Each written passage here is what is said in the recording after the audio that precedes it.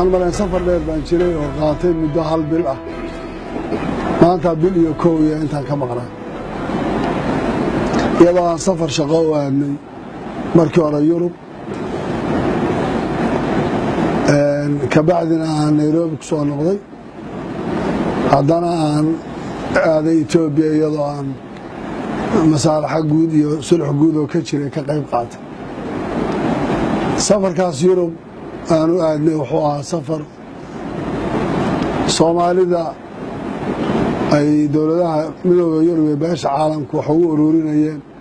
xaaladda waddanka iyo dhaqaale ahaan iyo meeshuu marayo wax badan lagaga hadlayay ficlan waxaan isleeyahay wax badan baa ka qabsoomay oo waxaad moodaa beesha caalamku siday noogu hawo weyn tahay iyo rajada ay Soomaaliya ka qabto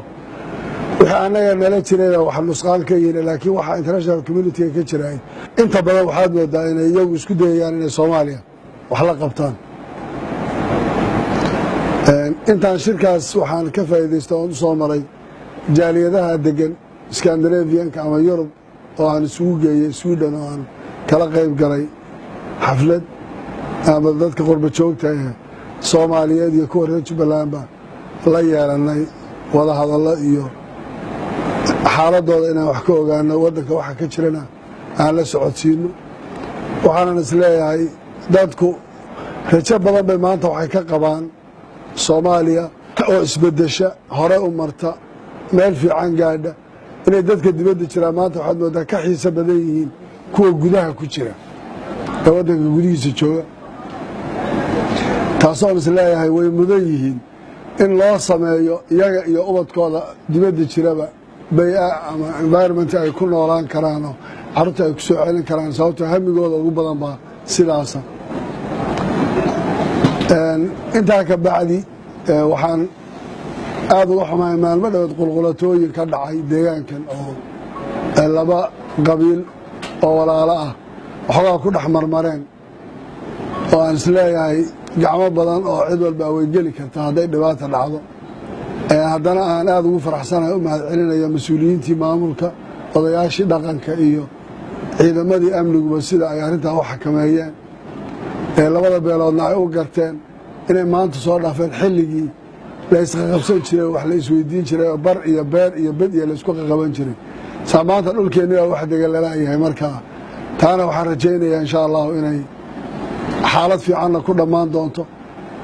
dadka gobolkuna ay kulli ka wada qayb qaadan doonaan nabadda iyo horumarka iyo xoreynta deegaanada gacanta shabaabka ku jira intaa haddaan ka soo gudbo xaaladda guud ee waddanka Soomaaliya waxaan dareemaynaa inay meel fiican marayso laakiin xaaladda amni ee waddanku uu ku jiray waxaan isleeyahay aad bay u sii xumaanaysaa amni darrada waddanka ka dhacaysa iyo nooca ay u dhacaysana waa mid aan isleeyahay dowladda dhexe mas-uuliyaddeeda wax badan oo kale aad uga shaqaynayaan laakiin amnigiibaa aad moodaa inuu si xun gacanta uga sii baxayo taasoo dhowr goorra ka hadlay arrintaas maantana aan isleeyahay xamar waxaa la odhan jiray awal makal mukarramaa la mari jiray isaga laftiisu inuu maanta xidhan yahay oo wax aad iyo aad u dhib badan oo maanta aan isleeyahay culays bay waddanka ku tahay waxaan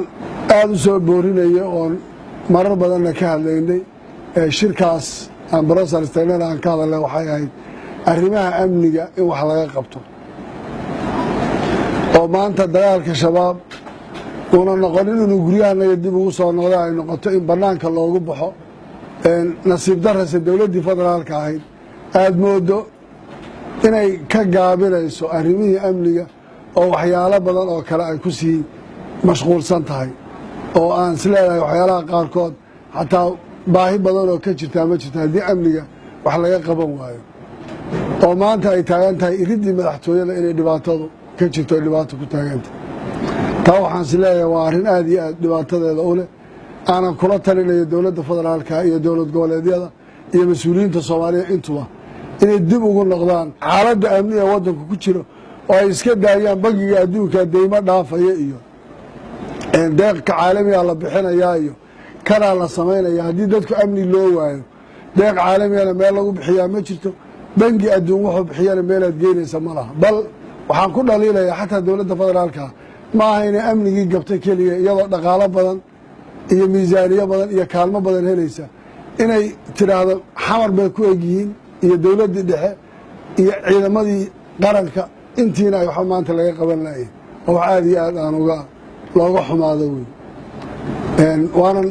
horena waan uga digay maantana waan ka digayaa ma ayna intaa ku daynina haddana dowladdu inay u diidan tahay deganaanshaha iyo xasiloonida deegaanadii kale ee dowlad goboleedyadii oo maanta ay ka fakerayaan waxaan loo joogin iyo doorasho 2020 iyo statekaasi waa sidan iyo maxaa amni loo sugaya aad baan ugu talinaynaa marar badanna waan ka hadlay arrintaasi dowladda dhexe ha garato shaqada ay leedahay hana garato dowlad goboleedyada iyo dowladda dhexe waxa ka dhexeeya waxa ay yihiin waxaan aqoonsanahay dowladda dhexe waxaan nahay state ka mida dowladda federaalka waxaan u aqoonsanahay madaxda dowladdu inay yihiin madaxdayadii oon ictiraafsannahay oon la shaqaynayna oon diyaaru nahay laakiin haddii ilmahaaga aad caasi iskaga dhigto caasi buu noqonaya dowladdu waa inay ka fikirto xuquuqda lagu leeyahay inay garato si ay u hesho xaqa ay u leedahay ixtiraamkeeda iyo la shaqaynteeda waxaan marar badan ku soo celcelinay inaan dowladda dhexe la shaqaynteeda iyo ixtiraamkeeda iyo dhan walba weliba amniga aan rabno inaan wax badan kala shaqayno waxaa hadda ka hor intii aan maalmihii aan baxay ka dhacday in la yidhi matalan qaybtaa taliya loo soo magacaabay oo la ii soo sheegay madaxweyne ku-xigeenadu ay ii soo sheegeen oo aan idhi war dee tala inaga dhexaysayo waxbaan london ku heshiinay xamar ku heshiinay baydhabo ku heshiinay wixii away aynu ku heshiinay waxaad moodaa inay iska dhagatireen oo layidhi maya waxaad sheegaysaan maanaan maqla mana naqaano shalay hadda waxaan maqlayey waxaa la soo magacaabay 2 taliye iyo taliye ku-xigeen loo soo magacaabay nabad sugidda jubbaland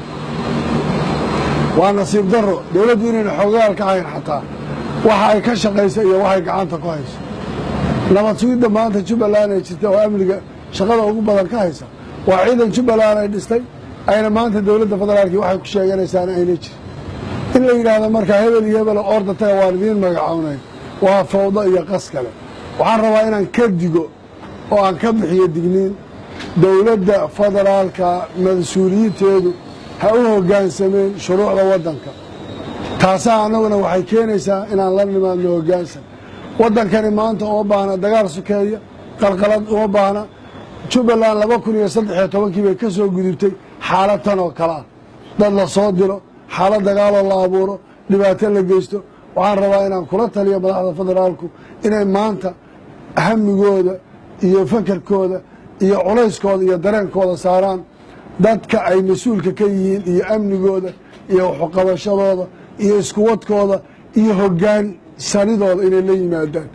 markaan annagu intaa ka hor nimaadno annagaa waxaan noqonaynaa kuwo cusaada oo dembiilayaala laakiin marka aan annagu intaa diyaar la nahay oo aan dowladdii garab taagannahay oon amnigii lanooga baxayo oo maanta ciidankii xataa federaalka ahaa ee isagu iska lahaa ilaalinta mas-uuliyadda xuduudaha waddanka in maanta si uu yahay iyo qaab loo hogaamiyo iyo wuxuu haysta iyo midna ayna jirin oo waxaan aad iyo aad uga xumaanayno